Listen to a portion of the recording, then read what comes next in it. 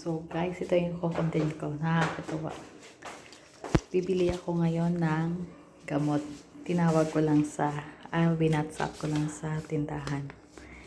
And only 5 dirhams. Pero i-deliver dito sa bahay.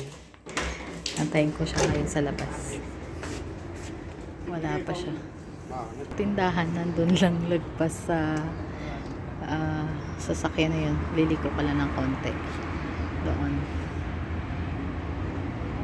So, antayin ko lang siya konti. Ganito lang dito, guys. Ang kagandahan dito, magkano man ang bibilin mo? 1 dirham man, 5 dirham man.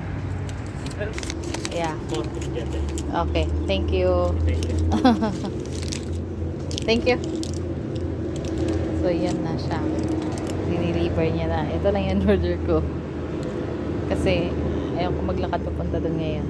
Kasi, masakit ang ulo ko. Doon na siya. Doon lang. Napaka-aliwalas. Hindi mainit. Kasi malamig pa yung hangin.